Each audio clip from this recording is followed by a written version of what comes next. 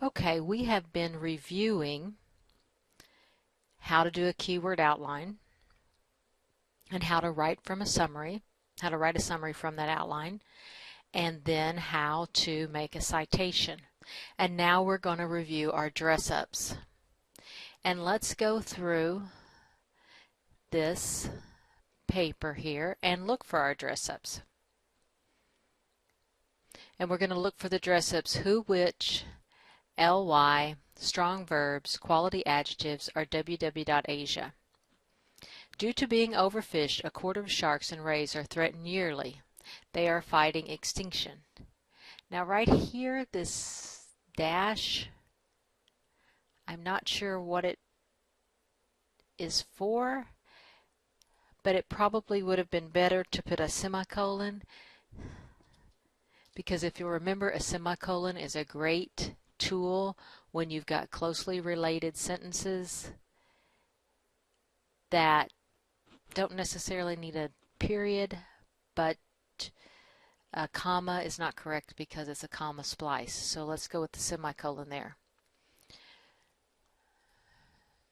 Sharks are mainly overfished for shark finning.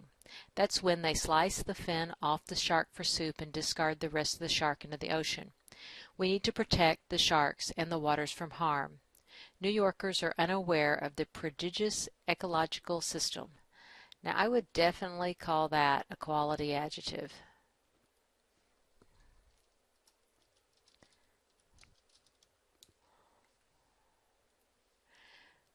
This seascape is a natural habitat for migratory animals, whales, sea turtles, and a handful of other species. This astounding seascape is a hot spot for 40 different species, counting the sharks and rays. What New York really is known for are the iconic oceanic sharks, particularly threshers and blue sharks. People are oblivious and do not recognize the ecological importance and the dangers. Right here we have a comma, and this is not a compound sentence. People are oblivious and do not recognize the ecological importance and the danger. People are oblivious. People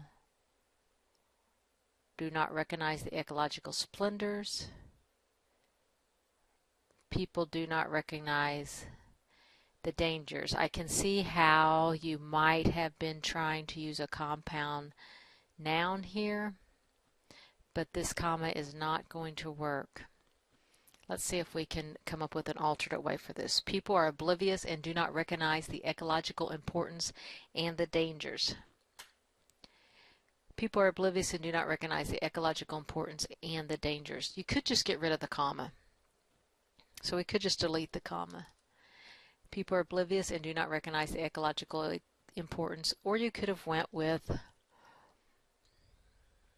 because our noun here is people, and so we have a compound verb, are oblivious. People do not recognize the ecological importance. And right here we could have put nor the dangers. So there's several ways to fix it. The easiest way would have just been not to put the comma. The Hudson seascape is like a glimmering jewel. Right here you have a simile. And this is going to be one of the decorations that we are going to be using. So you already have a decoration here. We're looking at our dress-ups, and after dress-ups and openers come decorations, and we're going to be working on the decorations in this upcoming lesson. But you already have one of the decorations, a simile. Good job. A beautiful sunken riverbed that protect and shelter different species like sponges and crabs. The Hudson Canyon seascape is like a shimmering jewel, a beautiful sunken riverbed that protect and shelter. How about protects and shelters? That protects and shelters different species like sponges and crabs. Without a doubt, and good job here with using this without a doubt. You've got a prepositional opener. But for this time, we're just looking for our dress-ups to see how well you're incorporating them into your writing. Without a doubt, the Hudson Canyon is the largest ocean canyon off the Atlantic coast, competing with the Grand Canyon. Unfortunately, and you have an ly word, and it's also an ly opener. So that would count as too an ly opener, even though we're not counting openings this time, but I'm glad to see that you are using the openers and the dress up still. And the dress up. Unfortunately, both sharks and the Hudson Canyon in the New York seascape have an uncertain and shaky future. It's home to recreational fishermen who fish non-stop fish as if the fish population will never dwindle. Even worse, the commercial fisheries fish in these areas also. It is very important that we protect the ocean habitat. Not long ago, dumping trash in oceans weren't uncommon. Not long ago, dumping trash in oceans. Dumping trash. This needs to be wasn't. Unless you want to put dumping trashes, wasn't uncommon. Dumping trashes weren't uncommon. Not long ago, dumping trash wasn't uncommon. Because this in oceans is just a little prepositional phrase. Dumping trash wasn't uncommon. But fortunately, these practices have stopped and damage to the ocean has been avoided. It is critical that the cold water coral and sponges thrive and are able to continue to maintain a healthy ecosystem. Our own underwater Grand Canyon and its wildlife are worthy of our protection. A future without these underwater creatures would be scarier than the Erie Shark Week. Now, I did not see a who which. We found an ly. Didn't see a really strong verb that stood out to me. Definitely had a quality adjective, and I did not see a www.asia. So I want you to take this essay and put those two dress-ups in it, the www.asia and the who which, or if you have them in there and I just missed them, go ahead and mark them for me, underline them, and then resubmit it. And then we're going to talk about the decorations, and we're going to go through 3 decorations today. And when you resubmit it, I want you to put in those 2 dress-ups and then put in some decoration. Now the decorations, you have to use them sparingly because it's kind of like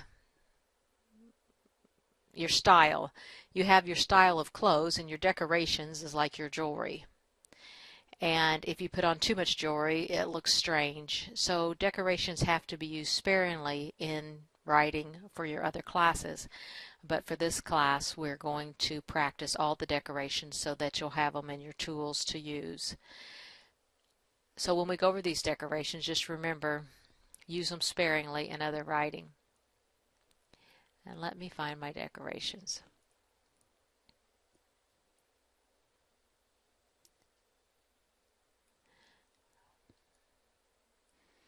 We have 6 decorations: the question, the conversation quotation, the 3 short staccato sentences, dramatic opening or dramatic closing, simile and metaphor, and alliteration. You have already used the simile in here, which is great. And I've got metaphor spelled wrong. Question. And I know sometimes you use this in your writing, and it's basically you ask a question of the readers to draw them in. And let's see if we can pull a question in here.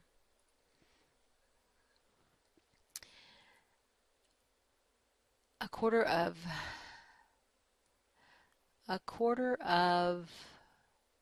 sharks and rays are threatened yearly. They are fighting extinction. We could put something like, a tragedy is occurring that most New Yorkers, as a New Yorker, I'm trying to think of a way to word it into a question. Just something about, have you ever witnessed a tragedy? Well, if you were looking across the Hudson Bay, you may just be doing that. A silent tragedy is occurring. Something to that effect. So we're going to look for a question that draws the reader in to the topic. Conversations, quotations. This is where you're going to pull out a quotation from someone that's recognizable usually and insert that into your paper. Like Mark Twain, who was a rivers man, said, quotes, something about a quote that's going to draw your readers into the land of waters. And then the third decoration we're going to talk about for this is our 3 short staccato sentences. And you'll notice I have 4, 3, 2, 3, 3, 3, 2, 2, 2. And that refers to the 3 sentences. The first sentence should be 4 words, 3 words, and 2 words. And you're going to want to do 4, 3, 2, 3, 3, 3. If you try and go up and do like 2, 3, 4, it takes away the effect. And remember, these are decorations. You're not going to want to do a lot of these in your regular papers when you're writing for other classes, but you're going to want to include a few to draw your readers in. And these are sometimes used as our hooks. And a hook is where you hook your reader into reading the rest of your writing. So let's look at the 3. I think the 3 S's are the hardest. And for our shark essay,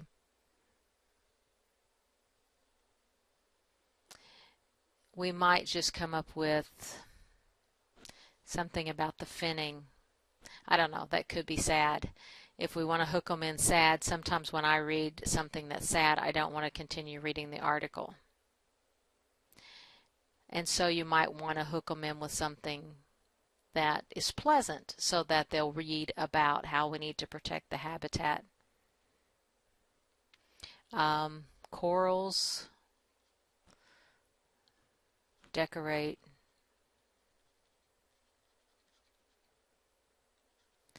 the ocean. Sponges flourish in the crevices. Now we can't have sponges flourish and thrive. So I've got 4, 4.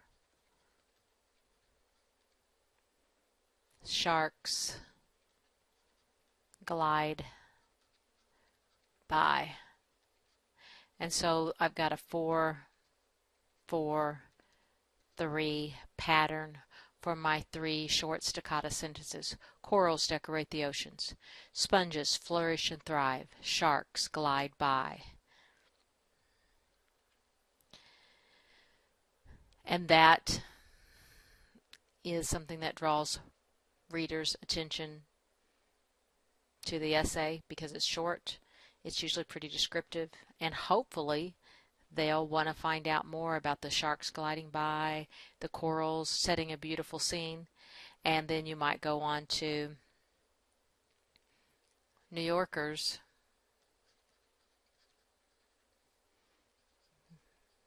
don't even realize all this could change. And these 3 S short staccato sentences, we're going to be using those sometimes with our dramatic opening or dramatic closing. They can be used before a topic sentence or after a clincher. And so just for our assignment for this essay, I want you to go ahead and make sure you have all the dress-ups in it that we have already learned in the previous class. And then I want you to work on those first 3 decorations. And I realize that in your writing you probably wouldn't use 3 decorations in an essay, especially in a 1-page essay. But let's go ahead and practice putting in these decorations. And when you put them in, mark them, underline them, and identify them for me. So after you write it, just put a parentheses and tell me what it is so that I will know. And I'm also going to set the Jupyter Grades to accept any document, so you can send me a Word document, which is what I would prefer. I've noticed in these Juno docs the formatting is not staying like I would like it, and so I'm not getting to see hanging indents and indentations for paragraphs. So I'm not sure if the students are not doing these things or if the Juno doc is just not maintaining that formatting. So I would prefer a Word document. If you can't do a Word document and you're writing in Pages, then go ahead and save it as a PDF and send me as a PDF, because I'd like to see that you are able to maintain all of that formatting. So for your homework, let's get those dress-ups back in there that we've learned from previous writing, and let's work on these first 3 decorations. We're going to keep using this shark essay for a while, so just kind of keep that in mind. We're going to be working with this and working on some more decorations, getting back to making sure we can use all of our dress-ups, and we're going to be moving forward with some other useful strategies for writing. We've got our triple extensions that are coming up, and also we're going to be making sure we have our clincher, and we're going to be working on transitions. One other thing that I want to mention about this, that it would be nice if you could go ahead and make this adjustment. This paragraph is way too long. You shouldn't go over 10 sentences for a paragraph, 5 to 10 sentences. So try and find a point where you can divide this. You've got one paragraph about the overfishing and the shark finning, and you've got another coming down here about the Hudson Canyon. I don't know if that's Juno docs not showing me where the paragraphs are, or if you haven't divided it into several paragraphs. You could actually probably get 3 paragraphs out of this. One about the overfishing and the shark finning, one about the seascape and what it provides, and then the third about how the Hudson Canyon is like the Grand Canyon. So those are our 3 topics. So this is a very long paragraph. We want it to be 2 or 3 shorter paragraphs, and then we'll be able to work on our clinchers and transitions. But for this lesson, let's concentrate on those decorations and getting all those dress-ups in. And that is the end of the lesson.